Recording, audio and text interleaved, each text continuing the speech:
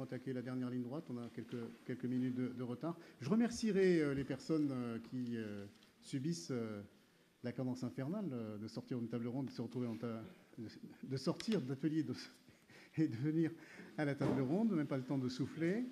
J'ai l'honneur d'accueillir en votre nom M. Michel Sinoir, directeur régional, qui a tenu absolument à être présent pour écouter la table ronde et puis clôturer nos travaux avec un mot de conclusion. Alors, la table ronde est consacrée non pas sur les expériences territoriales, mais sur les modalités de gouvernance pour agir sur la reterritorialisation de l'alimentation et faire travailler ensemble la diversité des parties prenantes. Alors, on connaissait le GATT. Tout le monde se rappelle du GATT, mort à Marrakech, qui a donné lieu à l'OMC, hein, pour ceux qui ont suivi. Voilà, le General Agreements on Tariff and Trade. Maintenant, on connaît la GATT. Le GATT d'un côté, la GATT, c'est la gouvernance alimentaire territoriale. Voilà. Alors, selon, et j'espère qu'il ne va pas me contredire, en 2011, Terre-en-Ville a adopté une définition apportée sûrement par des chercheurs. La gouvernance alimentaire territoriale désigne un nouvel ensemble de coopération entre différents acteurs et les échelons d'intervention géographique, dont l'arène commune et l'enjeu alimentaire. L'arène au sens toréador. Hein. Pour le Conseil consultatif de gouvernance alimentaire durable de Bordeaux Métropole, dont on a parlé dans un précédent atelier, en fait, il la distingue selon 3 niveaux, sous le signe de la transversalité, d'abord au sein même de la collectivité, c'est-à-dire qu'il s'agit de faire de l'alimentation une porte d'entrée pour répondre aux enjeux du territoire, économiques, sociaux, environnementaux, et en mettant en cohérence les différentes politiques publiques sectorielles que mène cette collectivité ou ce territoire. Un deuxième niveau, c'est une cohérence avec les différents échelons administratifs, un système poupée russe à la française, hein, la fameuse horlogerie suisse française entre la commune, la métropole, le département, la région et l'État, pour mutualiser les compétences en lien avec l'alimentation. Et puis enfin, une transversalité, celle peut-être dont on aura envie de parler beaucoup, c'est celle entre la collectivité et les acteurs du territoire, afin de mettre en réseau les acteurs publics et privés, associatifs, et de construire les projets collectifs. Alors évidemment, on pourrait résumer pour dire que la gouvernance alimentaire territoriale, c'est un peu l'ADN des systèmes alimentaires territoriaux. Hein, c'est recommandé, vivement recommandé, obligatoire, mais c'est aussi le bon sens. C'est-à-dire que la gouvernance, elle fonctionne évidemment avec le système alimentaire territorial. Alors vous l'aurez compris, c'est pas compliqué, c'est complexe. Donc on va essayer de voir avec nos territoires témoins comment ils mettent la gouvernance à leur sauce, alimentaire ou pas, mais en tous les cas, quand on a préparé cette table ronde, il y a différents systèmes, on retrouve un peu les différentes typologies qui ont été mises en place. Alors, pour animer la table ronde, on a 4 territoires et 2 experts. Alors, les experts, vous les reconnaissez parce qu'ils encadrent les témoins. À ma gauche, plutôt à ma droite, Serge Bonnefoy, et puis Pierre-Antoine Landel qui est au bout là-bas. Et qui, voilà, le rôle des experts, c'est d'écouter, hein, et puis de réagir par rapport au mode de gouvernance des territoires, et ensuite ne pas rester sur les territoires eux-mêmes, mais d'élargir leurs propos par des expériences connues ailleurs, lors de leur pérégrination, leur expérience, et puis surtout, le troisième expert, c'est vous dans la salle pour essayer d'échanger avec nos invités. Alors je vais couper la poire en deux. D'un côté, la reterritorialisation et de l'autre côté, les parties prenantes, le partenariat, bien qu'il soit très très difficile de le cloisonner, mais ce n'est pas grave, hein, si on mélange les deux séquences, il n'y a pas de souci. Je vais démarrer par 2 territoires pour couper la poire en deux, 2 territoires, un expert, 2 territoires, un expert, et puis évidemment, vous aurez la parole dans la salle, et la parole, évidemment, est libre. Alors, premier défi, c'est celui de la déterritorialisation, en quoi la gouvernance peut y aider.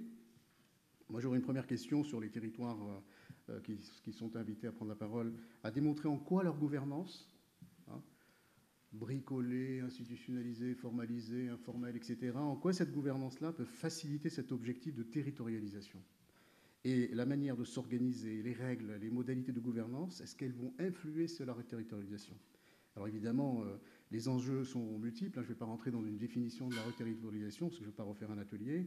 Mais en tous les cas, on est bien sur cette idée de reconnexion entre producteurs et consommateurs, de valorisation évidemment de la production locale.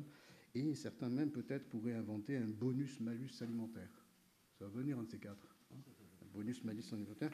On regarde la transition écologique. Je vais commencer par mon premier intervenant, Émile Collier. Je sais qu'il sort. il sort d'atelier, il n'a pas arrêté de parler. Alors, Aimé Nicolier, vous êtes maire de l'Écheroux, c'est bien ça, petite commune, hein, mais grand vice-président de la communauté d'agglomération du bassin de Bourg-en-Bresse, en charge du développement rural, de l'agriculture et de la filière bois, la fameuse CA3B. Hein. Voilà. Sans trahir de secret, vous êtes également ingénieur TPE, on peut tous dire, hein. Il n'y a pas de caméra. Chef de service études et prospectives, ce qui m'intéresse c'est le côté prospective, à la direction départementale des territoires de l'Ain. Question, on ne peut pas dissocier votre gouvernance alimentaire, que vous qualifiez de souple, hein. On verra la souplesse du sumo. On ne peut pas la dissocier de la gouvernance du territoire, parce que, je n'appelle pas un sumo, c'est le fruit de la loi NOTRe et de la grande fusion, parce qu'avant vous étiez 7, maintenant vous êtes qu'un. Donc c'est l'agglomération qui a fusionné avec 6 autres communautés de communes. Et surtout, ce qui était peut-être intéressant, c'est comment vous articulez la gouvernance du projet de territoire et celle du système alimentaire territorial. Si vous voulez bien prendre un micro, juste celui qui est devant vous, vous l'orientez directement. Voilà. Alors, on a essayé de mettre en place, dans le cadre de ce projet alimentaire et territorial, une gouvernance à différents niveaux. Voilà. Donc je pense qu'il faut déjà peut-être expliquer un peu ce qu'on a mis en place pour essayer d'apporter des éléments de réponse à la question qui est posée. Elle est à plusieurs niveaux parce qu'elle est à la fois interne, entre les élus du territoire, mais également avec les différents acteurs du territoire. Quand on a démarré, dans le cadre de notre projet de territoire, ce schéma agriculture-alimentation, et ensuite ce projet alimentaire territorial, on avait la volonté d'associer les territoires à la construction de ces orientations stratégiques. Pourquoi ? Parce que je pense que déjà, c'est les acteurs qui savent le mieux quels sont pour eux leurs freins, quels sont les points sur lesquels il faudrait agir pour favoriser à la fois cette agriculture et cette alimentation territoriale. Donc c'est important d'avoir leur point de vue. Donc pour cela, on est rentré dans une logique d'atelier. Et ça suppose d'avoir derrière des moyens pour placer finalement nos intervenants en conditions d'intelligence et d'intelligence collective. Ça passe par de la méthode, des outils, pour faire en sorte que finalement un territoire arrive à s'exprimer. Mais en amont de tout ça, il faut aussi que, ça c'est le côté technique je dirais, mais il faut aussi un portage politique. Et le portage politique, c'est d'expliquer ce qu'on veut faire au territoire. Ça commence par ça. Donc je l'ai évoqué un peu ce matin rapidement, mais une des premières choses, ça a été d'expliquer en quoi un territoire comme une communauté d'agglomération est légitime à agir sur ces sujets, de par ses compétences économiques, d'aménagement du territoire et bien d'autres. Donc ça, c'est le premier élément. Finalement, en rentrant dans la démarche, petit à petit, on s'est rendu compte qu'il y avait besoin de construire un discours politique qui porte auprès des acteurs.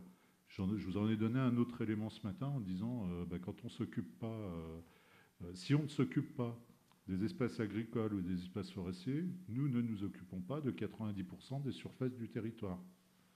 C'est quelque chose qui a marqué les esprits de beaucoup de partenaires et qui donne envie à agir et à rentrer dedans. Un autre élément, c'est véritablement de créer, de rentrer dans une logique de partenariat. Et rentrer dans une logique de partenariat, ça signifie avoir une attitude et une posture qui soit cohérente avec cette volonté. Et l'une des clés du travail que l'on a mis en place, c'est à la fois d'avoir des temps en bilatéral avec des structures pour expliquer ce qu'on fait, en disant, voilà, on veut rentrer dans une logique de partenariat, on peut passer par des conventions triennales pour avoir une durée d'action suffisante, renouvelable, triennale 2 fois, ça fait 6 ans, donner un peu de lisibilité aux actions, et puis expliquer que finalement, les élus, nous ne sommes pas là pour être des donneurs d'ordre du territoire, mais des ensembliers. Et ça, c'est un point qui est essentiel. Ça veut dire concevoir que finalement notre rôle d'élu, il est là pour créer du lien et créer justement cette gouvernance sur le territoire et faire en sorte que les gens se parlent, se croisent et qui a un effet démultiplicateur sur leurs idées et leurs projets. Donc ça, c'est quelques éléments qui sont venus se positionner, des ateliers pour aider à structurer finalement la démarche, organiser les temps de discussion, créer également des temps de rencontres. On a fait ce qu'on a appelé les rencontres agriculture-alimentation sur le territoire, avec quelques principes. Le premier qu'on a fait, c'était s'inspirer d'autres territoires. Vous avez évoqué ce matin Valence Roman Agglomération. Eh ben, nos collègues de Valence Roman Agglomération sont venus présenter ce qu'ils avaient fait sur notre territoire, sachant que c'est une communauté qui est plus ancienne que la nôtre, qui a démarré un travail plus en amont, qui a déjà éprouvé un certain nombre de choses et qui avait sans doute des éléments à nous transmettre et à transmettre aux acteurs du territoire. Le deuxième que l'on a fait était plus en lien, nous a permis déjà de présenter notre schéma agriculture-alimentation et notre PAT, mais également a permis de faire en sorte que nos acteurs expliquent et fassent connaître ce qu'ils font. Donc on voit qu'on peut avoir un rôle pour favoriser la transmission d'informations sur le territoire. Et puis quand vous évoquiez finalement le lien entre cette gouvernance souple entre le territoire, il faut ne pas oublier qu'il y a également des élus au sein du territoire qu'il faut arriver à impliquer. Voilà. Parce qu'une communauté d'agglomération comme la nôtre, c'est 119 délégués communautaires. C'est un nombre de compétences assez important. C'est un nombre de réunions qui est assez inimaginable. Et on se doute bien que n'importe quel élu, n'importe quel conseiller communautaire ne peut pas suivre, bien évidemment, l'ensemble des travaux qui peuvent être faits sur le territoire. Par contre, il est important d'arriver à constituer un groupe d'élus qui participent activement, au-delà du simple vice-président qui s'occupe de ça, qui participent pleinement à ces travaux. Et une des manières de faire, finalement, c'était d'utiliser déjà ce qui existe d'un point de vue, qui est prévu par les textes. On a des commissions, on a une commission de développement économique, et au sein de cette commission de développement économique, puisqu'on dépend de celle-ci pour ce schéma, eh bien, de faire en sorte qu'il y ait un groupe d'élus qui suivent et s'impliquent dans ce projet. C'est ce qui s'est passé. Et pour cela, on a utilisé par exemple des temps de visite de ferme collectives sur le territoire à l'occasion de rendez-vous. On l'a fait à quelques reprises, ferme ou structure de transformation, et faire en sorte que finalement la mayonnaise prenne entre un groupe d'élus du territoire qui s'impliquent dans le projet, mais également des acteurs qui s'impliquent dans le projet au travers de leur démarche. Voilà, donc ces différents niveaux d'action, le chiffre a été dit ce matin, plus de 300 personnes rencontrées en 3 ans, 12 ateliers, un nombre incalculable de réunions, enfin bref, voilà. Mais c'est ce qui permet justement d'arriver à mettre en route tout le monde. Alors, pour compléter, vous êtes parti d'un projet de territoire, un nouveau projet de territoire avec la nouvelle agglomération. Vous avez élaboré 4 schémas, dont le schéma agriculture-alimentation. Et au sein de cette gouvernance, il y a un va-et-vient, à la fois auprès des élus, mais aussi auprès des acteurs. Alors, le système de conventionnement, 7 qui ont été mis en place. Alors, j'ai bien noté, avec la complicité de Pauline Chirouz, que votre chef de service de développement rural à l'Aglo, qu'il n'y avait pas de financement de fonctionnement dans ces conventions. Il y a pas c'est pas monnayable, hein, ces conventions. C'est pas monnayable, c'est plutôt dans une dynamique de partenariat. Oui, alors, encore une fois, ça repose sur la définition du partenariat et celle qu'on veut bien lui donner. Ça veut dire que on n'est pas, enfin, clairement, l'un des principes que l'on a posé, c'est de ne pas financer le fonctionnement des structures avec qui on travaille, pas en tant que tel en tout cas. Le sujet, il n'est pas là, c'est qu'on a des structures associatives diverses et variées qui se sont organisées autour d'objectifs, quels qu'ils soient, développement de l'agriculture biologique par exemple, ou d'autres sujets. C'est leur fond, leur raison d'être. Elles ont des actions, parfois nationales, parfois un peu plus locales, un peu plus larges. Non, le sujet, c'est qu'est-ce que vous voulez faire sur notre territoire et apporter sur le territoire. C'est cet élément-là dans lequel on on vient apporter du financement. Qu'est-ce que vous voulez développer en plus? Qu'est-ce que vous voulez tester? Pourquoi pas innover pour justement aller plus loin sur ce qui existe déjà et sortir du bruit de fond existant et apporter d'autres éléments. Voilà. Ça suppose une contrepartie également de la structure dans le montage du projet. On n'y va pas tout seul, mais ça veut dire que si chacun met des moyens dedans, du temps et de l'argent, on est véritablement partenaire et on n'est plus sur cette relation de donneur d'ordre et on a des acteurs qui sont impliqués. Voilà. Alors l'objectif principal, parce qu'on parle de gouvernance et de reterritorialisation, votre slogan, c'est de relocaliser la valeur ajoutée sur le territoire. Peut-être un petit mot là-dessus, comment tout le monde a compris cet objectif, ce défi de relocaliser la valeur ajoutée sur le territoire? Alors, il ne faut pas oublier la base, c'est qu'on est sur une compétence économique de la communauté d'agglomération au départ. C'est ce qui nous donne aussi notre légitimité à aller parler d'agriculture en tant que telle. Donc, quelque part, au-delà de toutes les dimensions environnementales, de transition écologique ou de solidarité sur le territoire, il y a cet objectif d'arriver à créer des moyens pour relocaliser de la valeur sur le territoire. Alors, tout à l'heure, il y a eu, dans l'atelier auquel j'ai participé, j'ai vu des exemples qui sont bien plus pointus que ce que je pourrais expliquer sur le sujet. Mais voilà, c'est un peu un principe que de faire en sorte que, au travers de la gouvernance que l'on met en place et finalement du système que l'on essaye de créer sur le territoire, on arrive à redonner des marges et du sens finalement aux différents acteurs. Voilà.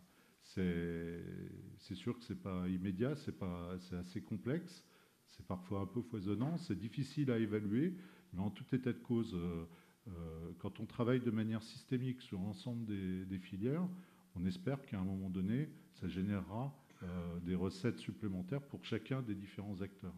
Et le schéma sur lequel on a travaillé, avec la gouvernance avec laquelle on a travaillé, qu'on a souhaité la plus large possible, nous permet à la fois d'avoir finalement des points de vue de l'ensemble des filières et de l'ensemble des personnes impliquées. Voilà. Sur la partie PAT, puisqu'on a démarré d'abord sur un schéma agriculture, ça a été expliqué ce matin, qui est devenu ensuite un schéma agriculture-alimentation, tant cette question d'alimentation faisait sens pour les acteurs du territoire. Dès lors qu'on est allé sur ce champ-là, la gouvernance s'est encore élargie. On a vu arriver, par exemple, ça a été évoqué ce matin, des gens qui viennent du monde médical, du monde social, une nutritionniste, je me rappelle, c'est extrêmement intéressant et ça amène une plus-value assez extraordinaire finalement au projet. Et quand cette démarche que l'on a eue d'interconnaissance finalement des acteurs, aujourd'hui ce que l'on constate, c'est qu'on voit sortir des projets avec plusieurs acteurs qui ne se connaissaient pas ou qui se connaissaient un petit peu ou plus ou moins, peu importe, mais aujourd'hui des acteurs qui viennent à 2 ou 3 nous présenter des projets sur le territoire. Voilà. Et là, pour moi, c'est un indicateur de réussite quelque part sur la mise en place de la gouvernance du territoire. Merci. Peut-être encore pour compléter, votre PAT, c'est un jeune bébé, hein, c'est novembre 2019, donc il a à peine 3 mois, Oui. à peu près, c'est ça? On attend la réponse. Ah, c'est pas encore... oula. Il est déposé. Bon. Monsieur Sinoir, vous n'avez rien entendu. Parfait. Bon. Vous avez un conseil local de l'alimentation qui est en cours de réflexion. Je ne dévoile rien là, hein, de nos propos. Et puis, alors comment vous allez distiller, alors comme disait notre collègue Bernard Delhomme en atelier tout à l'heure, peut-être vous êtes plus sur un projet territorial d'alimentation qu'un projet alimentaire territorial, notamment sur la gouvernance qui est plus territoriale. Vous avez un conseil de développement qui est assez actif, hein, qui s'auto-saisit, hein, donc c'est pas du blabla, hein, c'est vraiment des citoyens en collectif, organisés, qui sont, je dirais, à différents niveaux, qui participent à la co-construction et à la co-décision. Parlez-nous de la conférence des 1000 élus. Vous arrivez à les convaincre de l'alimentation. Oui. Conférence des 1000 élus. Hein. Et puis la conférence territoriale. Dites-nous tout, on veut tout savoir. Alors, effectivement, comment dire, pour construire cette gouvernance, on peut l'asseoir sur des choses qui existent, qui sont de l'ordre réglementaire, ce que j'expliquais tout à l'heure avec les commissions qui sont prévues dans le cadre de la loi, dans le fonctionnement de nos collectivités locales. Alors on était un peu en avance parce que finalement la loi va intégrer, me semble-t-il, des éléments que nous avions mis en place au niveau de la communauté d'agglomération. On avait créé déjà 4 conférences territoriales, parce que le territoire est vaste, c'est un 6e du département de l'Ain en surface. Donc avec ce besoin de pouvoir redonner un peu de proximité et d'associer au sein de ces conférences territoriales l'ensemble des élus qui étaient délégués communautaires préalablement à la fusion. Je m'explique, sur ma commune, avant la fusion, dans la communauté de communes dans laquelle nous étions élus, nous étions 3 délégués communautaires. La fusion, je suis devenu le seul délégué communautaire avec un suppléant. Donc 2 élus qui s'étaient engagés finalement au début de leur mandat sur un travail communautaire et qui s'en trouvaient privés. Donc ça, on a cherché à dire, non, on les maintient dans la boucle. Et donc les conférences territoriales sont le lieu pour. Au-delà de cet élément, on a mis en place une conférence des maires, qui a une instance qui permet de travailler sur les orientations politiques de la communauté d'agglomération en amont de l'élaboration des différentes... Voilà. Et puis, pour aussi compléter ce travail de gouvernance, on a cette conférence des 1000 élus qui se réunit une fois par an. Alors pourquoi 1000 élus? Parce qu'en fait, c'est à peu près le nombre de conseillers municipaux de nos 74 communes du territoire. Et c'est aussi un temps dans l'année pour pouvoir partager et amener, y compris des élus des conseils municipaux, vers la structure intercommunale. Voilà. Et dans le cadre du projet de territoire, au-delà dans sa construction même, à destination des élus, alors pour approuver le projet de territoire, on l'a approuvé par délibération du Conseil d'agglomération au mois de juin 2019.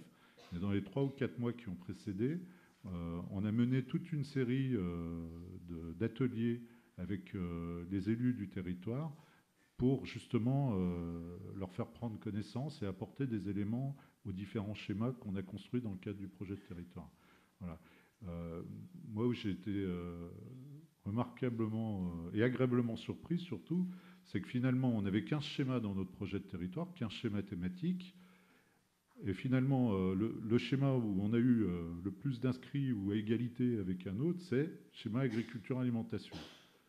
Et ça, j'ai trouvé ça fantastique parce que devant même le schéma mobilité, le schéma développement des zones d'activité économique, enfin, véritablement des sujets historiques des intercommunalités. Et ça, je pense que finalement, tout le travail que l'on a fait à essayer de faire connaître ce que l'on faisait, de faire participer des élus sur le territoire, a contribué à en faire un sujet au sens du territoire. Voilà. Merci. En tous les cas, on vous souhaite bon vent pour cette gouvernance intelligente, comme vous l'avez qualifiée. On va passer du Bourg-en-Bresse au Grand Clermont et au Parc naturel régional Livre-la-Forez.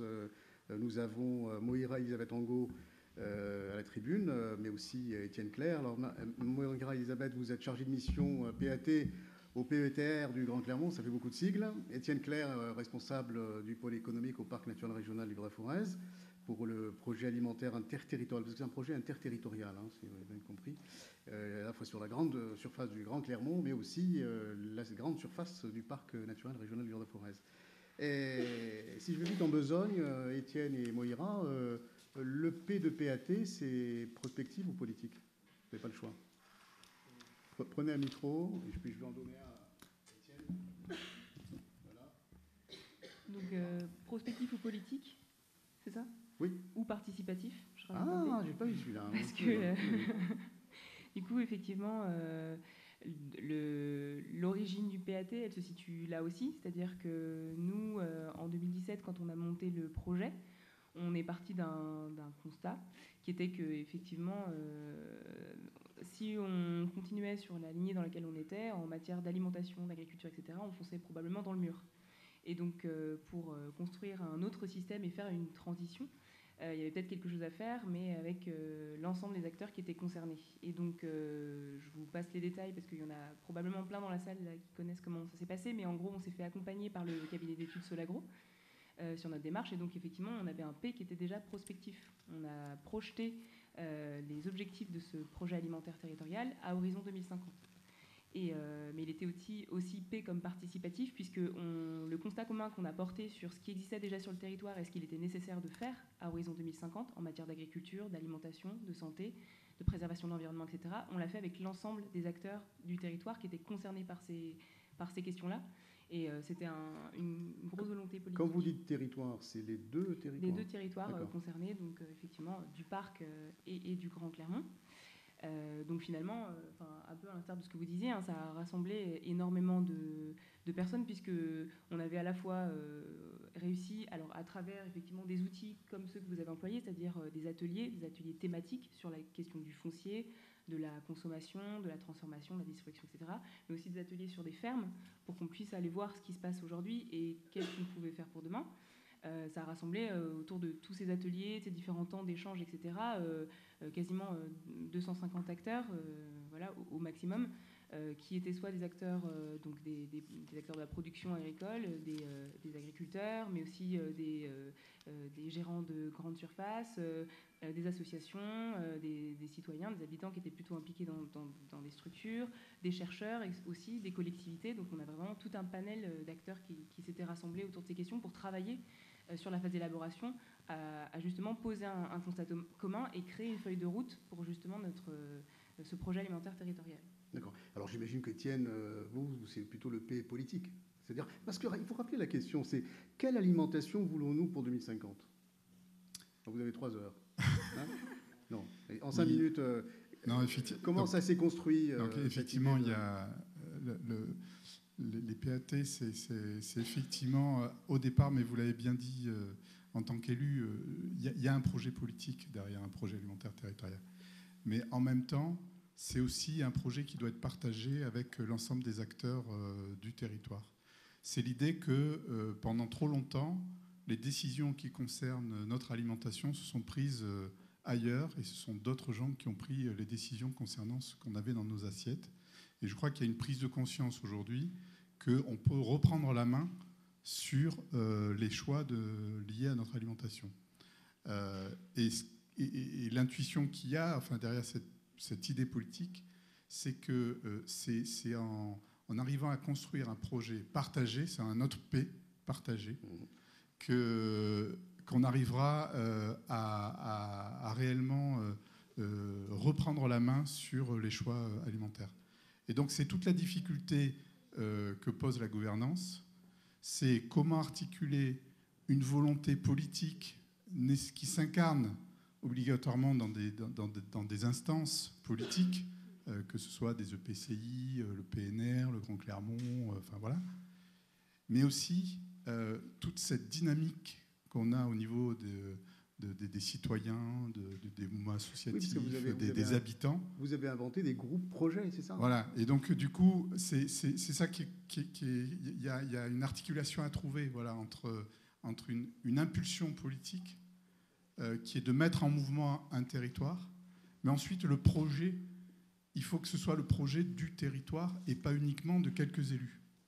Et donc le projet du territoire, c'est le projet notamment qui intègre toutes ces initiatives citoyennes qu'on peut avoir sur les territoires et qui doivent bien intégrer... et c'est vrai que ce n'est pas forcément facile à expliquer, mais pour nous, le projet alimentaire territorial, c'est un espace de dialogue, c'est une grande table, en fait, où on permet aux acteurs de se retrouver, de partager déjà des éléments de constat sur aujourd'hui, justement, notre alimentation. Est-ce qu'on a la main sur notre alimentation ? Est-ce que réellement on a le choix ? Voilà. Partager des éléments de constat et puis surtout partager une vision commune pour se dire, voilà, on veut donner un cap à notre territoire, et il y a certainement un cap commun qu'on peut trouver. Alors, il ne faut pas nier les conflits d'intérêts. Il y a des conflits dans les PAT. Tout le monde n'a pas les mêmes intérêts. Mais justement, ce dialogue, il doit permettre de trouver le cap qu'on peut suivre en commun. Voilà. Et troisièmement, le PAT, c'est un espace de projet, évidemment. C'est là où, après, une fois qu'on a un cap commun, on construit du projet. Mais je pense que c'est vraiment important de ne pas oublier que le premier objectif du PAT, c'est de créer cet espace de dialogue entre les acteurs. Oui, alors on trouve aussi du concret, c'est-à-dire du foncier, l'action sur le foncier, la respiration collective, etc. Moira, si on rentrait un peu dans le mécano de la gouvernance, même si vous n'aimez pas trop qu'on l'institutionnalise, qu'on le formalise ou qu'on le fige. Alors il y a une équipe technique avec des élus et notamment avec la Chambre d'agriculture, une cellule technicien parc. Il paraît que vous voyez toutes les semaines, je ne sais pas, enfin comment vous faites, empreinte carbone, ou c'est par visioconférence qui marche. Le parc et la Chambre, c'est tous les 2 mois, pratiquement, avec le Grand Clermont. Vous avez un COPIL classique, 3-4 par an, donc c'est plutôt les EPCI financeurs, plus un chercheur. Donc dans un comité de pilotage, il y a une chercheuse même, Sylvie Lardon, il ne faut pas la citer, elle doit être dans les bonnes, pas vu. Vous avez ce grand forum alimentaire local avec une plénière, des temps collectifs, beaucoup de gens que vous brassez avec des restitutions, c'est un peu mini-parlement, hein, des groupes projets qui viennent raconter un peu ce qu'ils ont fait. Et vos groupes projets, c'est un peu révolutionnaire, hein, c'est l'autogestion, on confie le travail à des gens qui... Enfin, si j'ai bien compris, hein, on confie le travail à des gens qui sont déclarés, s'approprier la démarche. Je pense notamment à Éric Roux, qui était avec nous ce matin, qui est ancien journaliste de Canal+, qui est chargé de l'étonnant festin, pas très loin d'ici, en face, au Jardin Lecoq, qui réunit voilà, plein de gens, plein de goûts, de saveurs, etc. Alors lui, vous l'avez confié l'animation du groupe Jardin. Comment se passionner. La France est très jardinière. Enfin, on est très, très jardin. Et alors, ils vous font pas mal de propositions en termes de contribution des uns et des autres. Et là, c'est monsieur, madame, tout le monde qui participe à ces projets. Et enfin, sans dévoiler de secret, il y a un comité scientifique en cours, hein, notamment sur les questions un peu sensibles. Je pense notamment à la question de l'eau, de l'irrigation. Est-ce qu'on peut faire du maraîchage sans eau, etc. Sur la question des filières céréalières, du foncier, etc. Moira, tout ça, ça fonctionne un petit peu de manière très souple entre l'équipe technique, le COPIL, et puis voilà, ces gens qui s'auto-organisent, qui vous font des propositions et que vous retrouvez assez régulièrement pour vous faire des contributions. Ça fonctionne tellement bien comme ça? Dites-nous tout. Alors, effectivement, on a voulu une organisation qui soit plutôt souple, malgré le fait qu'elle se formalise au fur et à mesure de l'avancée du PAT. Hein. Effectivement, comme tu l'as bien dit, on a monté plusieurs instances qui commencent à compléter un peu justement le schéma de gouvernance qu'on avait imaginé pour le projet alimentaire territorial. Et surtout, je pense que l'important, c'est de se dire que, un peu comme ce qu'a dit Étienne, aujourd'hui, le Grand Clermont et le parc, c'est les porteurs de ce projet. Et le projet alimentaire, c'est un cadre de référence dans lequel on propose que les acteurs de terrain qui font déjà des choses, on n'est pas venu réinventer la poudre, mais s'inscrivent. Et donc, en fait, les groupes projets dont tu parlais tout à l'heure, on les a un peu imaginés dans cette idée-là, c'est-à-dire que on avait tous ensemble acté certains grands enjeux. Donc tous ensemble, c'est les fameux acteurs dont je vous ai parlé tout à l'heure. Ces enjeux-là, ils ont dessiné notre feuille de route, donc les grands objectifs qu'on se fixait pour le projet alimentaire territorial à horizon 2050. Et puis, pour passer à l'action, on s'est dit que ça pouvait être intéressant que ce soit les acteurs de terrain qui se saisissent de ça, et pas nous qui, a priori, n'avions pas ni les compétences, ni l'expertise, etc. En la matière. Et que ça devait toujours, qu'on devait toujours entretenir ce lien entre justement ce qui se faisait déjà, ce qui pouvait se faire, et nous qui portions une démarche plus globale, une initiative à long terme, quoi.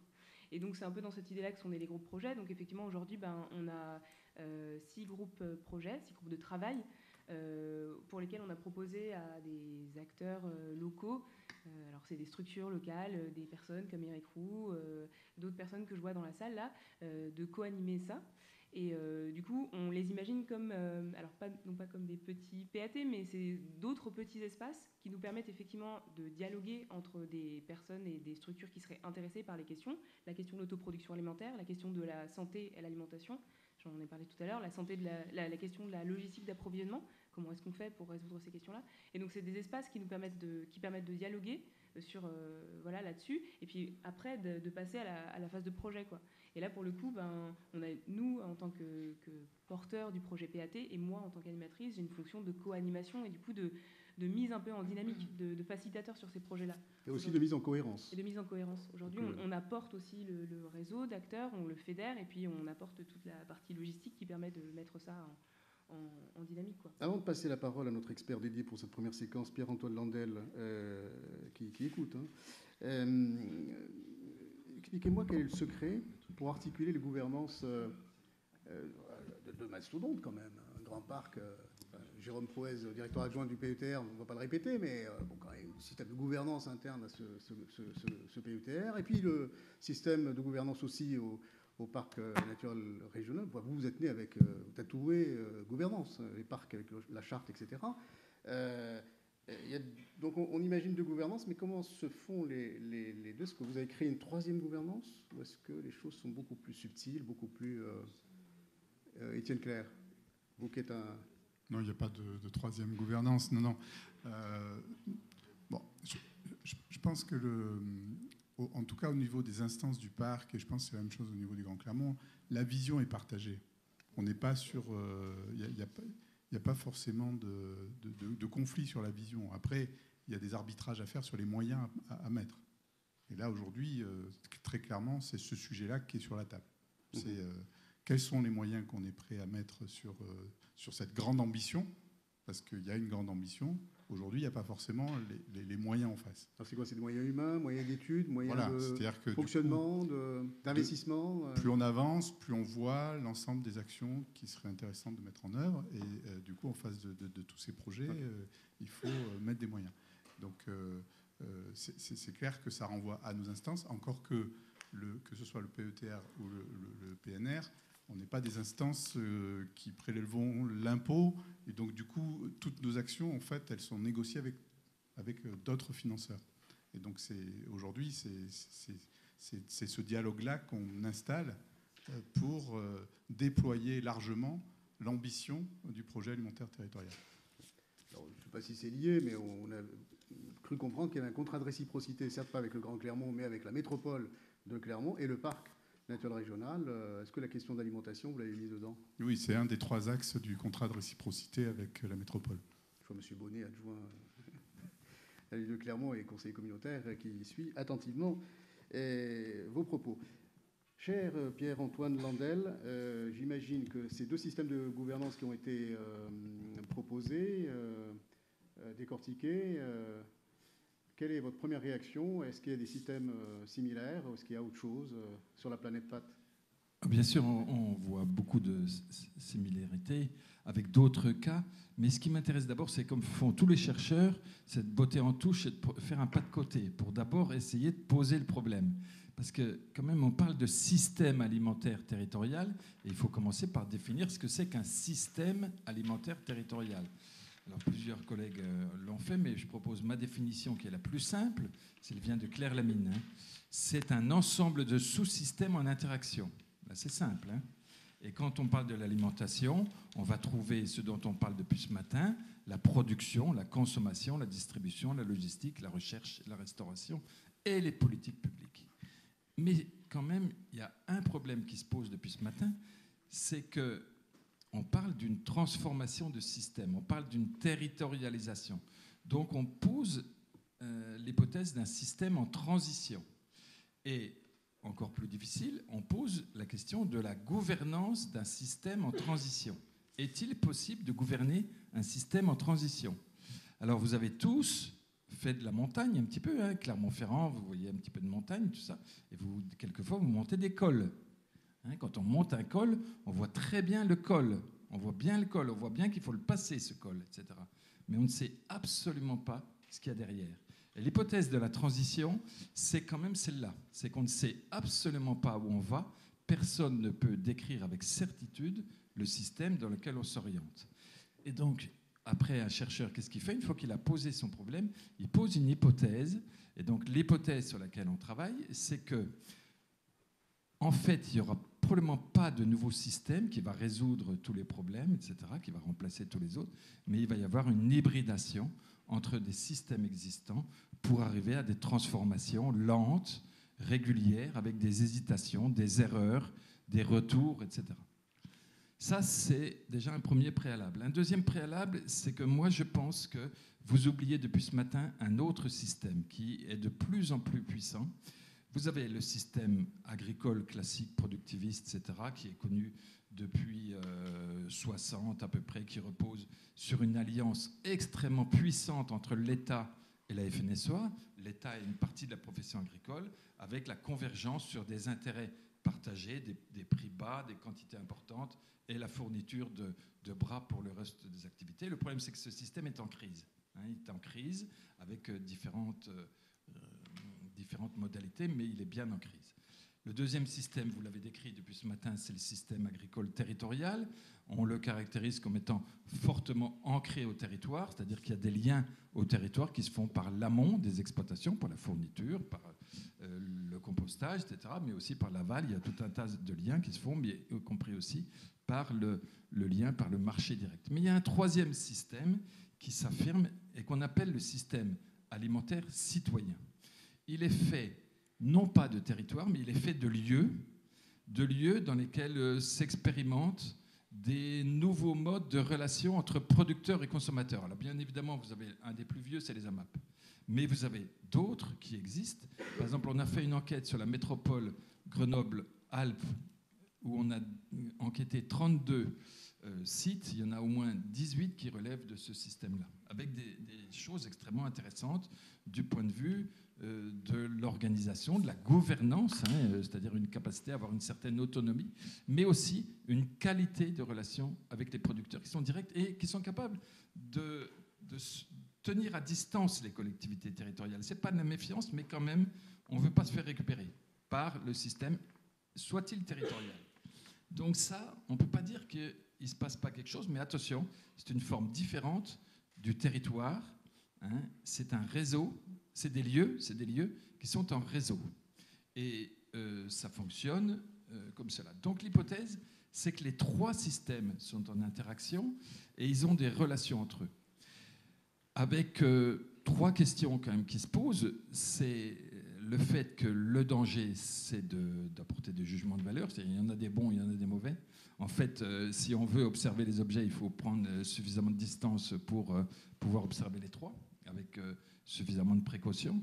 Deuxièmement, dans tous, on remarque l'émergence d'espaces de délibération. C'est-à-dire que ce qu'il faut absolument, c'est des espaces où il y ait capacité à débattre, décider et agir. Le problème, c'est la forme de la délibération. C'est que dans le premier cas, dans le cas de systèmes productivistes, on a des systèmes extrêmement verticaux dans lesquels même l'autorité était souvent employée. Vous lirez Le Monde de ce soir et vous verrez un merveilleux article sur le système mis en place par la Gendarmerie nationale pour prévenir l'agribashing et dans lequel la FNSEA et le CNJA a signé une convention avec le ministère de l'Intérieur pour surveiller tous les groupuscules, etc., qui remettront en cause les modèles de l'exploitation agricole productiviste. Donc là, on est bien dans un système vertical, etc., qui a fonctionné longtemps et continue à fonctionner. Le deuxième, on est dans des gouvernances territoriales dans lesquelles on voit après des choses extrêmement intéressantes. C'est qu'un territoire, c'est d'abord un problème. Pour qu'il y ait un territoire, il faut qu'il y ait un problème. S'il n'y a pas de problème, il n'y a pas de territoire. Et vous pouvez faire tous les diagnostics qu'on enseigne ici, dans nos universités, avec 300 pages, etc., qu'on ne lit jamais. Ça ne sert à rien si on ne détecte pas un problème partagé.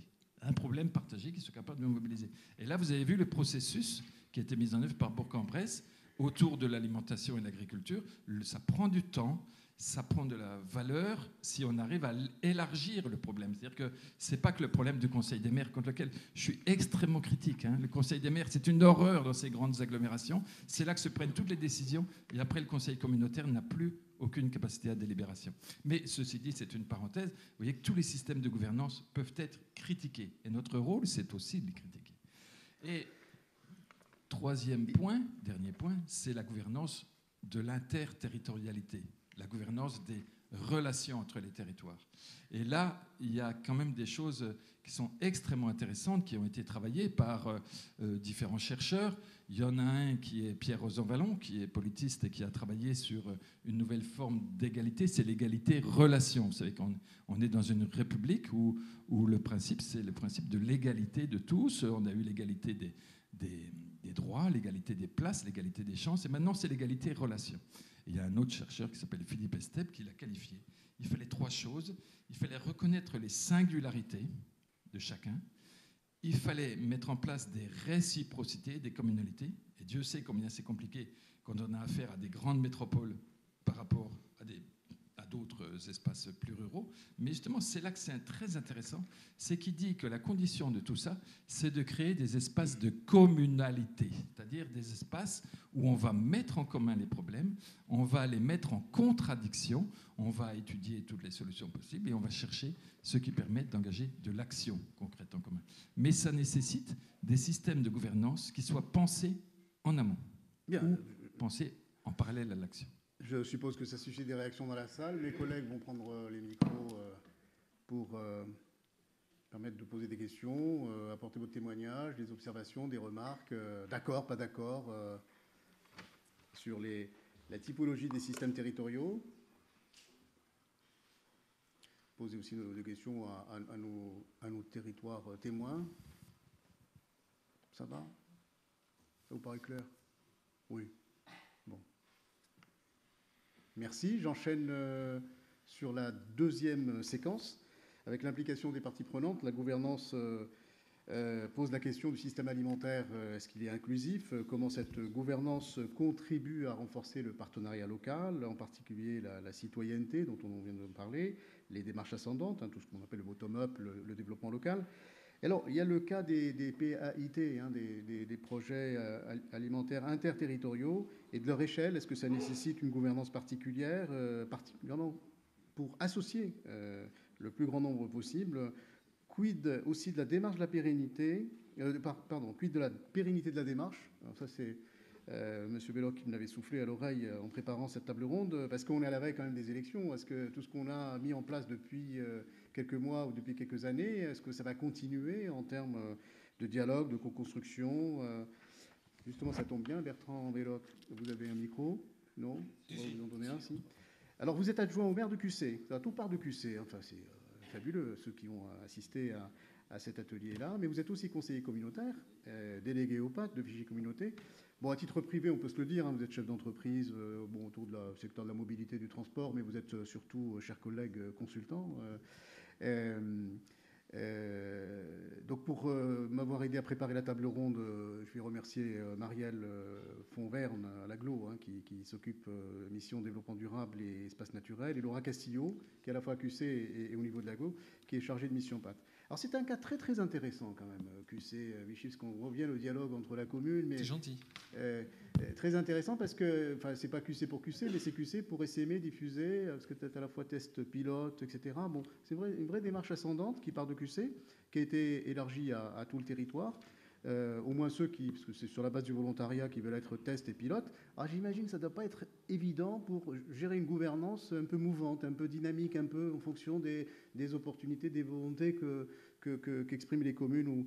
Alors je prends un exemple de la restauration collective que vous avez lancée. Par quoi ça a commencé, la restauration collective. 9 communes aujourd'hui qui sont intéressées sur la question du gaspillage alimentaire, donc, qui est très intéressant, des actions de sensibilisation. À première vue, on dirait une gouvernance un peu classique, mais derrière les mots, c'est une sacrée organisation, parce que votre comité technique, en fait, il cache un véritable forum participatif. Alors, vous avez un copil qui est resserré classique, avec les financeurs, et qui marche très très bien, qui peut être un peu élargi avec de nouveaux financeurs, etc. Appel à la salle, s'il y a des nouveaux financeurs. Oui, mais vous avez un comité technique, en fait, qui n'est pas un comité technique. Enfin, de mon point de vue, c'est plutôt un forum avec des ateliers, qui est dans le concret, avec il y a quelques ateliers qui sont spécifiques, vous en parlerez, vous avez déjà évoqué lors de la table ronde. Et pour aller un peu plus loin, vous êtes dans on ne travaille pas de secret, un projet éminent de convention avec les chercheurs. Je vois le grand sourire de ma collègue Salma Loubdiyi. Mais pendant qu'on phosphore pour signer les conventions, il y a déjà des accueils de stagiaires sur le problématique de foncier, etc. Vous menez un peu comme Bourg-en-Bresse des conventions, hein, avec, je pense notamment à îlot paysan, aussi avec la SAFER. Et puis, vous avez un vrai forum d'alimentation, parce que celui-là, c'est quoi? C'est sur une semaine, en octobre. C'est le marché couvert de Vichy, hein, grosso modo, où on présente, on valorise les produits, mais en même temps, vous avez ouvert un espace de dialogue et de concertation avec voilà, les urbains purs et durs. Hein. Là, on est véritablement au cœur de Vichy. Comment vous gérez ce va-et-vient entre la commune et l'agglo et aussi les parties prenantes? Votre gouvernance, elle s'adapte au fur et à mesure ou elle est pensée, imaginée? Beaucoup de questions, Bertrand Belloc. Vous avez fini votre introduction. Alors vous devriez faire de la politique parce qu'on vous donne le j'ai micro. essayé, Alors déjà vous êtes ça a pas bienveillant, marché, donc déjà c'est la première Oui, chose. oui. Et en plus Je vous suis un parlez, on piètre vous arrête politique. plus. Hein, donc allez-y. Hein. Les élections c'est bientôt, c'est dans un mois. Vous avez encore le temps de vous mettre dans Non, une ça liste. vous inquiète par contre, ça vous inquiète. Non. De tout Non, pas du refaire. tout. Vous avez vu, non, j'ai pas l'air inquiet. Non, je suis pas inquiet. Non, c'est moi qui vous ai soufflé l'idée, effectivement, qu'on a une période transitoire et que ça va être intéressant de voir comment pourraient être les projets alimentaires territoriaux dans quelques temps. C'était d'ailleurs une des questions qui avait été abordée au moment du réseau national, il y a 15 jours, au réseau national des projets alimentaires territoriaux. On se posait la question de la pérennité des PAT après les élections. Et comment faire en sorte qu'ils perdurent après des changements d'équipe. Donc ça, oui, parce que les élections municipales, il y a aussi les élections intercommunales en même temps. Oui, en fait, c'est la même chose. Le municipal, c'est forcément communautaire. Ouais, c'est la même élection. Donc, forcément, il y aura ça va bouger, j'espère pas chez nous, mais ça va bouger dans certaines communes ou agglos où il y a des PAT. Il y a combien 150 je sais plus, 150 PAT sur notre territoire national. Quoi qu'ils ne sont pas tous portés par des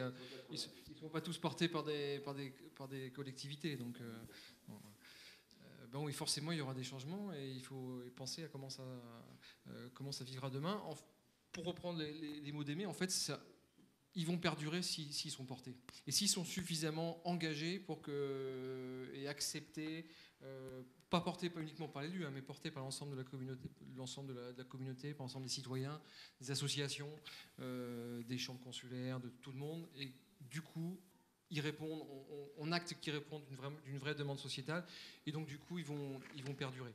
Alors, ils vont perdurer, ça ne veut pas dire qu'on mettra les budgets afférents aussi en conséquence sur une nouvelle mandature. Parce qu'on peut faire perdurer une demande comme ça, un projet alimentaire, mais on avait soulevé le problème et ce matin et cet après-midi, il y a une vraie problématique d'engagement financier, donc de financement par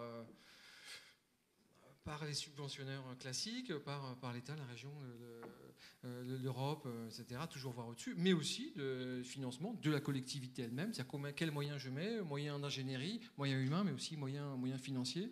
Il y avait eu des bonnes idées d'ailleurs, il y avait une idée de lancement d'appel à projet qui avait été lancée ce matin. Je trouve que c'est une très très bonne idée.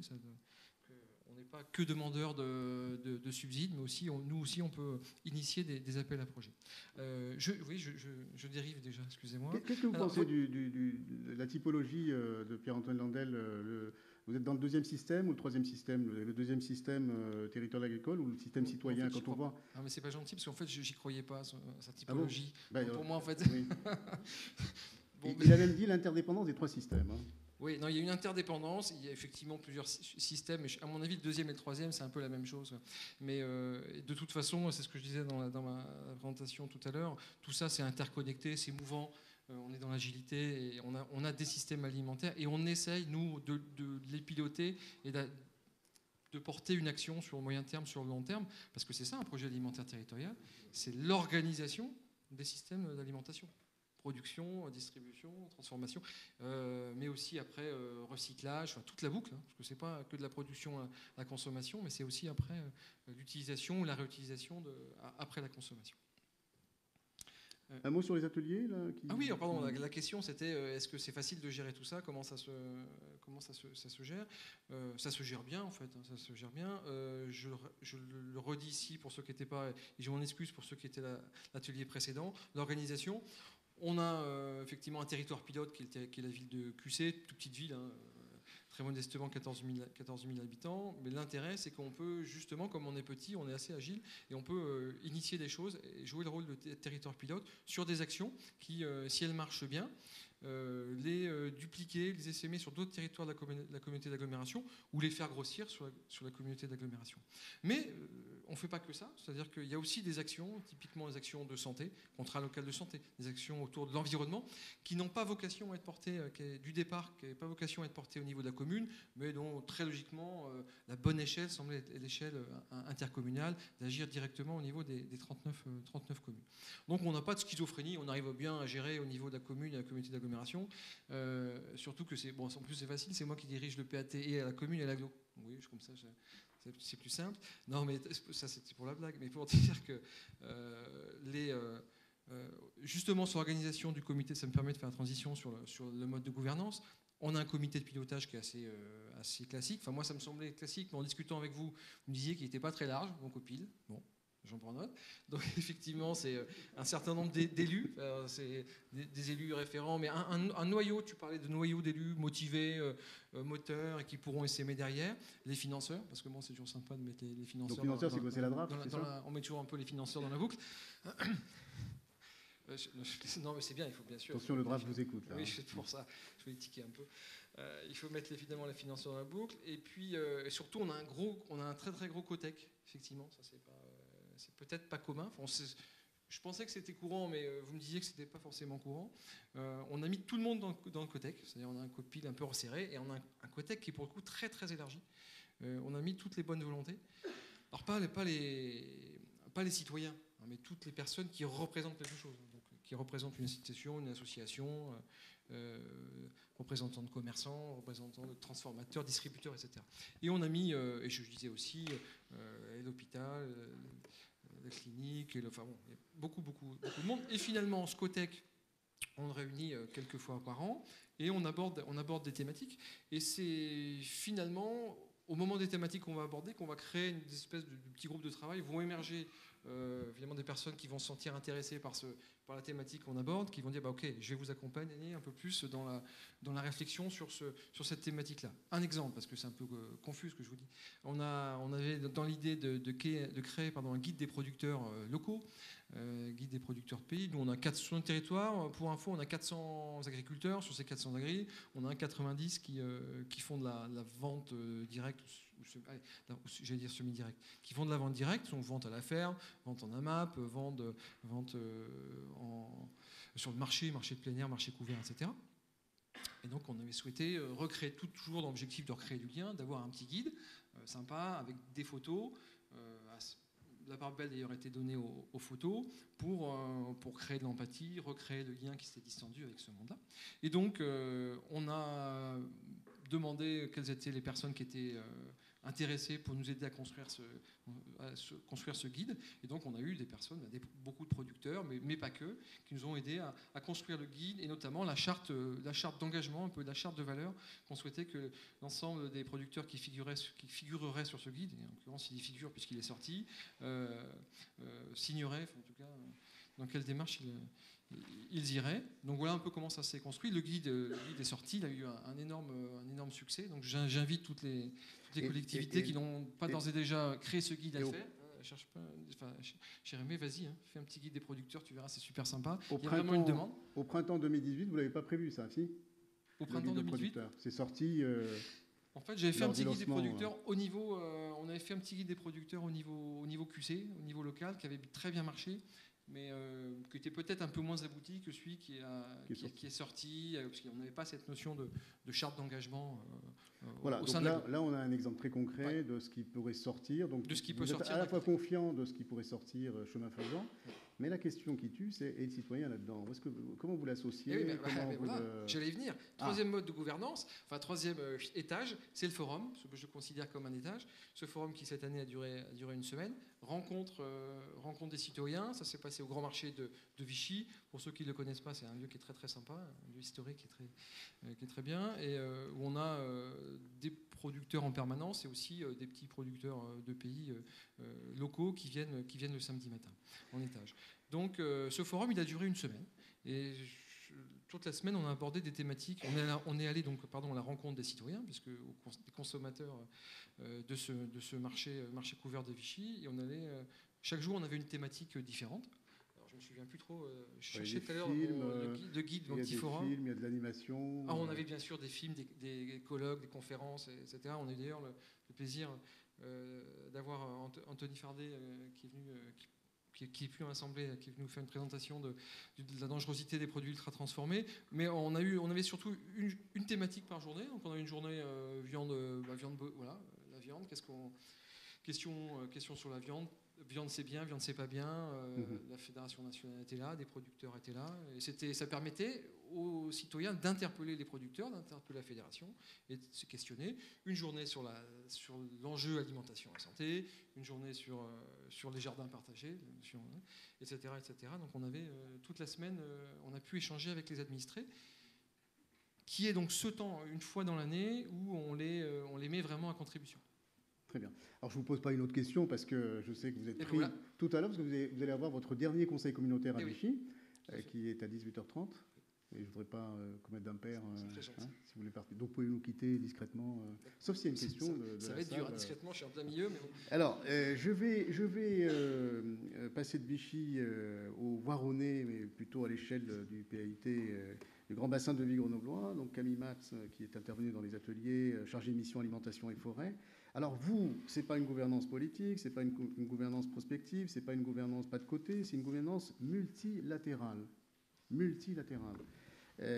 Alors je signale que votre PAT n'est pas encore déposé, mais c'est imminent, prêt, parce qu'il y aura un portage de la métro, c'est comme ça qu'on appelle la métropole de Grenoble, on appelle la métro. Aujourd'hui on n'a plus le droit de lire la métro, mais c'est désuet. Alors ce qui est intéressant, c'est que... On dit la métropole. La métropole. Alors, ce qui est intéressant, c'est que vous, pas de chichi, même s'il n'est pas encore déposé, votre première orientation du PAT, c'est la gouvernance. C'est la gouvernance, j'ai noté. Et c'est surtout construire et faire vivre un système alimentaire, partagé, coopéré, accompagné. Je relis ce que vous m'avez envoyé, Camille Matz. Alors, il y a cette gouvernance qui est affichée dans une première vitrine. C'est une gouvernance qui est souple, mais qui n'est pas légère. Là, je suis un peu perdu entre multilatérale, souple et pas légère. Mais en tous les cas, ce que j'ai compris, c'est qu'elle n'était pas institutionnalisée et qu'il n'y a pas de leadership entre Voiron et Grenoble. Il n'y a pas la guerre. Il n'y a pas de leadership. C'est un lieu de dialogue aussi, une espèce de parlement, de laboratoire d'idées, autour de 140-150 personnes qui phosphorent, qui contribuent aux ateliers, et beaucoup de réflexion, beaucoup de créativité, beaucoup de solutions. Et vous m'avez dit, on ne vient pas chercher des sous dans ces lieux de dialogue et d'échange, mais on vient plutôt co-construire un espace grâce à cette gouvernance. Alors comment vous faites pour travailler à la fois avec les élus, la société civile, les agents, etc. Eh ben, d'abord, il faut que je fasse un petit peu d'histoire, parce que en fait... Vous avez juste 2 heures, parce qu'on a 3 juste heures au total. Je n'ai pas dit que j'allais faire de l'archéologie, mais un tout petit peu d'histoire. Parce que notre projet alimentaire interterritorial, comme tu le soulignais, il est en cours de dépôt. Comme ce n'est pas moi qui ai la main là-dessus, je ne peux pas vous dire si c'était hier ou si c'est la semaine prochaine, mais c'est en cours. Par contre, c'est une histoire qui a démarré dès 2015 avec la construction d'une stratégie alimentaire, agricole et alimentaire interterritoriale à l'échelle donc de ce grand bassin de vie grenoblois qui a quand même un historique de coopération sur les questions agricoles de 25 ans à peu près et qui a décidé de travailler sur une stratégie agricole et alimentaire interterritoriale pour travailler ensemble sur des problématiques assez spécifiques à notre territoire par rapport à ces contraintes géographiques. En gros, Grenoble, c'est la grosse ville dans une cuvette entourée de montagnes et avec, on parle de l'Y grenoblois parce qu'il y a 2 vallées avec des rivières, enfin classiques en montagne, mais avec des agglomérations, des communautés de communes dans le prolongement de l'ensemble des barres du Y, là. Et donc, on a un bassin de consommateurs très artificialisé et avec beaucoup de monde, pour caricaturer très vite au niveau de Grenoble. Et puis autour, il y a des montagnes avec des espaces ruraux importants, mais pas forcément cultivables de partout. Donc, avec des vrais enjeux d'alimentation de ce gros bassin de consommation. Le PAIT, aujourd'hui, c'est un peu plus de 750 000 habitants sur, j'ai noté le nombre de communes, mais même moi, je ne le connais pas par cœur. 280 communes, je crois, de mémoire, 270 communes. Donc c'est une échelle territoriale qui est quand même très large, qui est au croisement de 3 départements, en majorité sur l'Isère, un petit bout sur la Savoie, un petit bout sur la Drôme, et avec un enjeu d'alimentation d'un bassin de consommation important. Et on va dire que ce qui a été la motivation première, c'était la question de la préservation des terres agricoles. Comment faire en sorte qu'on conserve un foncier agricole qui permette de nourrir la ville, pour faire court. Et cette réflexion-là, elle est donc sur la question agricole assez lointaine et sur la question alimentaire un peu plus récente, mais ça fait quand même depuis 2015 que les agglomérations de Grenoble, dont aujourd'hui métropole, du Grésivaudan, du Voironnais, et puis de la communauté de communes du Trièves, qui est une communauté de communes très peu peuplée, mais en termes de surface aussi grande que celle de Grenoble, et les parcs naturels régionaux de Chartreuse et du Vercors ont décidé de travailler ensemble sur des questions de stratégie alimentaire et en prenant en compte tous les maillons de la chaîne, depuis l'amont, donc les questions foncières, jusqu'à l'aval, la question de la distribution, la structuration des filières, bien sûr, la question de la sensibilisation du consommateur, etc. Donc ça fait quand même un certain nombre d'années qu'on travaille ensemble. Se sont ajoutés en 2017 à cette organisation-là la ville de Grenoble, qui a fait de l'alimentation un projet très fort au niveau de la ville. Et puis, on a ajouté également le réseau des conseils de développement et un collectif qui s'appelle Collectif Autonomie Alimentaire, qui est un collectif citoyen non structuré, c'est-à-dire qu'il n'y a pas de forme associative, etc. C'est vraiment un format collectif non administratif, enfin voilà. Pour ajouter... Le système que nous a décrit Pierre-Antoine Landel. Hein. C'est des citoyens qui sont associés à la démarche. Oui, on peut dire ça. On peut dire ça. Bon, un petit bout. On peut dire ça. Voilà. Et donc, l'objectif, c'était vraiment de travailler ensemble et d'associer les élus, bien sûr, des collectivités, mais aussi les acteurs de terrain sur les questions alimentaires, à travers une stratégie qui, au fil du temps, a décidé de se structurer en projet alimentaire interterritorial. Pourquoi ? Pour donner un peu plus de visibilité, pour pouvoir le vendre mieux aussi sur nos territoires et se l'approprier plus facilement que la question de la stratégie agricole et alimentaire interterritoriale. Ça faisait un peu long et pas très vendeur. Et puis le label, même si effectivement Mohamed le soulignait, on ne va pas chercher d'argent parce qu'il n'y a pas forcément de financement associé à la labellisation chez nous, mais la question du label est importante pour ensuite donner de la visibilité à nos actions.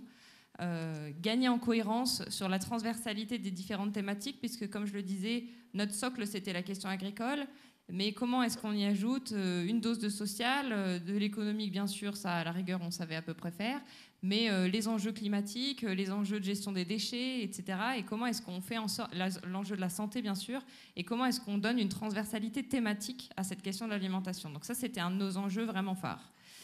On s'est appuyé également sur un partenaire qui s'appelle l'Agence d'urbanisme de la région grenobloise et qui nous a accompagnés dans la formalisation de notre démarche en projet alimentaire interterritorial. Ça, c'est important pour nous parce que comme on est dans un système qui n'est pas institutionnalisé et qu'il n'y a pas d'animateur PAT chez nous, on n'a pas d'animateur de la démarche.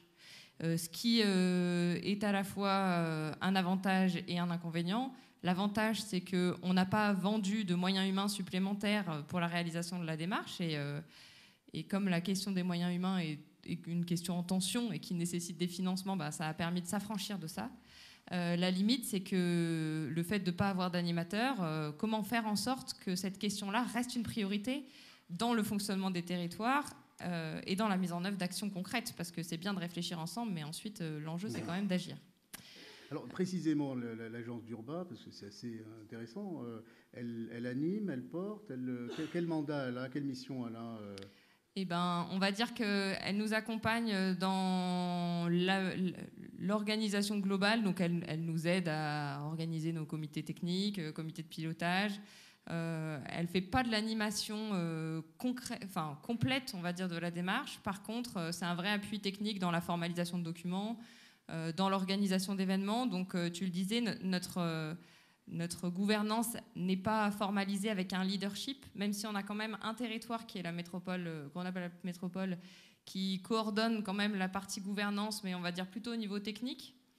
Notre gouvernance a pour objectif de s'appuyer sur un conseil de l'alimentation, et ce conseil de l'alimentation qui comprend, tu l'as dit, il a été réuni pour la première fois en 2019, il y avait à peu près 150 personnes, et ces gens étaient issus de tous les ateliers qui ont permis de construire autour de toutes nos thématiques la démarche interterritoriale autour de l'alimentation depuis 2015. Donc, et ce que j'ai compris, c'est que chaque territoire est référent pour un des axes de la stratégie. Voilà, chaque territoire est référent sur un des axes et puis derrière, donc a été référent sur un des axes dans toute la phase de structuration. C'est aussi ce qui nous a permis de nous affranchir d'avoir un animateur PAT dédié, hein, c'est-à-dire que moi je suis chargée de mission au Pays Voironnais, donc c'est pas du tout moi qui a géré cette partie-là, mais en l'occurrence mon collègue à l'époque s'occupait de l'axe foncier, donc tout ce qui concernait le foncier a été coordonné par le territoire du Voironnais et chaque territoire avait comme ça un axe à coordonner en particulier. Donc on va dire on s'est réparti les tâches plutôt que de créer une suprastructure qui regroupait tout le monde. Et aujourd'hui dans le fonctionnement c'est ça, le comité de pilotage, c'est un comité de pilotage qui reste assez classique, c'est-à-dire que les 10 partenaires, donc les territoires plus le collectif autonomie alimentaire, le réseau des conseils de développement et la ville de Grenoble constituent le comité de pilotage avec des représentants élus et techniques. Il n'y a pas spécialement de leadership, effectivement. Il n'y a pas un président du PAT ou il n'y a pas un responsable du PAT, si ce n'est qu'il y a quand même un responsable technique qui est le chef de service agriculture, forêt, biodiversité, montagne, et je ne sais pas s'il n'a pas d'autres casquettes de la métropole, mais donc qui est quand même le coordinateur technique de ces réunions-là. Mais par contre, après, en fonction des thématiques, le territoire qui a le leadership change en fonction des thématiques. Quand Mohamed m'a interrogé sur la question, il me disait, ce serait pas un peu un sumo ton truc? Et j'ai répondu que je voyais plutôt ça. Hein, je l'ai dit à tout le monde. Oui, c'est ce que j'ai cru comprendre, mais moi je vois plutôt ça comme une toile d'araignée, c'est-à-dire que c'est vraiment un réseau de territoires qui travaillent ensemble et qui partagent des objectifs, des valeurs, des problèmes. Là, pour le coup, je rejoins ce que disait Pierre-Antoine. Chez nous, il y a quand même un problème qui est nourrir les habitants de ce gros territoire. Donc c'est ça qui a motivé... le nourrir avec une agriculture locale, c'est ça qui a motivé le fait qu'on travaille tous ensemble. Et ensuite, l'objectif, c'est de vendre quelque chose de léger. Donc, c'est aussi léger que peut l'être une organisation à 10 têtes. Hein. Enfin, je sais pas, c'est un peu Shiva, je sais pas comment on peut le... C'est pas mal cette idée de Shiva. Et après, comment ça marche dans le concret? Il y a un comité de pilotage assez classique, il y a un comité technique, ça reste assez classique. Après, la mobilisation des citoyens et de la société civile, elle se fait via le Conseil de l'alimentation, qui est un organe qui se veut plutôt de réflexion, de cogitation et de partage d'expérience. Et ensuite, l'enjeu, c'est qu'elle se fasse dans l'action. C'est-à-dire que ce n'est pas les intercos ou les parcs qui ont vocation à porter les actions, c'est un peu ce que vous disiez. Hein. L'idée, c'est bien qu'il y ait tout un tas d'acteurs qui puissent porter des actions. Et là où je n'ai pas de réponse aujourd'hui, c'est sur la question de la pérennité et la question de l'accompagnement de ces acteurs-là. Comment, en n'ayant pas d'animateur dédié et en n'ayant pas de financement dédié, on va pouvoir donner...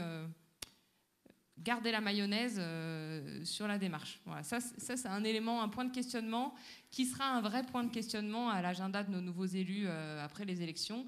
Mais à la fois, c'est un peu normal. Notre PAIT étant juste en cours de dépôt, l'idée, c'est d'aller chercher des financements sur des actions dédiées à la sortie. Et se posera la question, effectivement, de cette coordination et de comment est-ce qu'on communique de manière intelligente et intelligible sur ce qu'on souhaite faire et pour pouvoir associer un maximum d'acteurs autour des ambitions du PAIT. Parfait. Merci Camille. Je me tourne vers votre voisin expert Terrenville, qui connaît bien le territoire, parce qu'on monte à des... C'est un piège. Voilà. Non, c'est pas un piège. C'était pas voulu. Hein. C'est que Serge Bonnefoy a présidé et dessiné de cette agence de développement. Oui, quand j'ai présidé, c'est dans les orientations et les directions, évidemment, pendant pas mal d'années, sur l'association de développement agricole de l'Y grenoblois. Voilà, vous connaissez bien le secteur. Qu'est-ce que ça vous inspire un peu la saison 4 de ce territoire, hein, en termes d'évolution, de système de gouvernance? Est-ce que vous êtes sur Shiva 2 revient ou sur le sumo d'origine? Comment vous observez ça? Et surtout, avec votre regard privilégié de l'ensemble des PAT de France et de Navarre. Voilà, je vous remercie de cette magnifique question. Ce que je peux dire, c'est pour avoir quitté Grenoble, avoir travaillé à Terre-d'Anville, avoir comparé ce qui se passait à Grenoble ou ce qui se passait à Rhône-Alpes avec d'autres régions françaises, je me suis aperçu que il y avait bien une culture rhône-alpine intéressante sur l'agriculture, sur les circuits courts, sur la territorialisation. Je rappellerai que le programme agricole de la région urbaine grenobloise, c'est 1984. Celui de Lyon, le premier, c'est 1979. Le premier point de vente collectif, c'est Saint-Andéol, à côté de Brigné, en 1978, à Lyon. Donc cette tradition, tout ça pour vous rappeler que ne réinventons pas les choses, pensons qu'on est l'héritier de toute une histoire et que cette histoire, il faut la comprendre, voir en quoi elle se renouvelle, elle change, et qu'on a quand même une richesse très importante dans Rhône-Alpes et Auvergne-Rhône-Alpes. Par contre, effectivement, dans les autres régions françaises, dans la dernière période, il me semble que l'alimentation est ressortie plus rapidement à Nantes, à Rennes, bien que dans des conditions particulières, à Lille, dans d'autres régions, et que le passage agriculture-alimentation était plus rapide dans certaines régions françaises qu'en région rhône-alpine. Ce qui montre que l'alimentation ne se réduit pas non plus, peut-être, pour moi du moins, au circuit court et à l'ancrage territorial de l'agriculture, qu'elle est quelque chose de plus global dans les métropoles. Je suis moi personnellement très content de voir cette saison 2 finalement de l'interterritorialité, parce que je pense que du temps de la DEG, on n'arrivait pas à créer une relation riche avec les parcs naturels régionaux. C'est l'époque où il y avait encore une concurrence entre ces parcs de montagne qui avaient une certaine conception de la nature, de l'environnement, et pour qui, je caricature un peu, la ville était ce qu'il ne fallait pas faire en quelque sorte, et puis une ville qui considérait les parcs comme un décor. Et là, de vous voir travailler ensemble, on voit bien que cette interrelation au bas, dans un pays qui a toujours divisé la montagne, vous allez en Italie, la vallée fait partie de la montagne. Mais en France, on a fait des découpages de zones de montagne. On a l'impression qu'il y a deux mondes, suivant qu'on est à 300, 400 mètres d'altitude. En même temps, on est dans une alliance urbain-rurale. Voilà. Donc je pense que là, il y a un progrès manifeste, important. Moi, j'appelais ça à une époque, ça ferait hurler, mais les Alpes grenobloises, en quelque sorte, tout le sud de l'Isère. Je pense que là, il y a une avancée. Peut-être un jour aura-t-on aussi une avancée sur le fait que, finalement, ce département de l'Isère, il est pris entre deux métropoles, la métropole lyonnaise et la métropole grenobloise, et qu'il serait intéressant qu'ils tiennent compte des différents échelons et de l'existence de ces deux métropoles. Et bientôt clermontoise aussi. Voilà. Oui. Alors, question, dans ces systèmes plus ou moins informels où effectivement on associe le plus grand nombre possible d'intervenants, d'acteurs, est-ce que finalement, je suis l'avocat du diable, est-ce que finalement ça ne noie pas un peu le système de décision? Qui prend la décision ou la codécision dans ces systèmes interterritoriaux? Peut-être déjà dire quand même juste quelques chiffres. Alors ceux qui veulent replacer leurs pattes dans ce contexte, vous allez sur le site du RNPAT, ça c'est le premier numéro de Patnorama qui traite les premières statistiques sur environ 190 PAT en France. J'appelle PAT, nous appelons PAT un projet alimentaire, lorsqu'un territoire revendique l'appellation PAT conformément à l'esprit de la loi. C'est-à-dire parce qu'aujourd'hui, on parle de PAT des fois quand on dépose le dossier pour reconnaissance auprès du ministère, mais il n'y a que 22 PAT à l'heure actuelle reconnus. Le PAT, c'est plutôt on mobilise publiquement la procédure. C'est ça qui est important. Donc, ce n'est pas non plus simplement d'avoir déposé un dossier de financement. Donc, sur ces 190 PAT, qui sont avant tout des PAT dont les porteurs de projets sont les collectivités ou les territoires de projet, PNR, PTER, PI, ou pôle métropolitain pour l'un d'entre eux, ces PAT peuvent être communaux, peuvent être au niveau de l'intercommunalité, au niveau d'un territoire complexe à la grenobloise et de départements. Quand même 7 départements qui mènent des PAT. Donc des départements avec quand même 2 cas de figure. Des départements qui font un PAT sur l'ensemble du département, comme la Nièvre ou comme le Finistère. Un département qui porte un PAT pour un pôle métropolitain du sud Meurthe-et-Moselle. Et puis finalement une métropole, celle de Marseille, qui porte le PAT des Bouches-du-Rhône avec le Pays d'Arles. Donc on voit bien qu'on a des configurations très différentes. Alors, en matière de coopération interterritoriale, on a plusieurs sortes. Donc, bien évidemment, quand vous êtes département ou quand vous êtes PTER ou même PNR avec plusieurs intercommunalités, vous êtes confronté à la question de la coopération avec vos membres, de la subsidiarité. Donc ça, c'est quand même quelque chose qui est fondamental. Et même, on a parlé avec QC, mais c'est aussi essentiel qu'une intercommunalité sache travailler avec ses communes. Hein, mais ce n'est pas facile à dire. Et dans la réalité, ce n'est pas si simple que cela. Alors, autrement, on a deux types de coopération interterritoriale.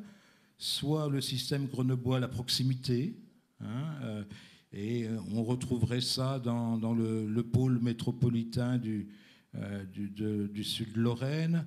On retrouve la formule du Grand Clermont, on le retrouve aussi dans le Queyras, le PNR du Queyras et puis le Grand Briançon. Qu'est-ce que l'on a d'autre? Je disais Aix-Marseille-Provence et Pays d'Arles, qui fait un peu plus que le département de Bouches-du-Rhône.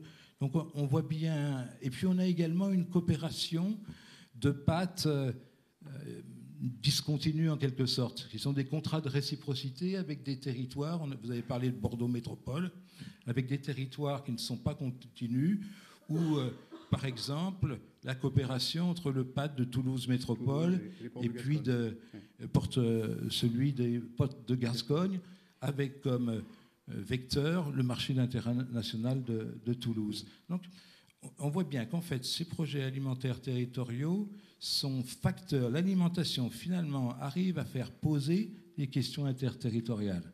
Alors, toutes ne sont pas résolues. Il y a des conflits entre des couronnes rurales et puis l'agglomération.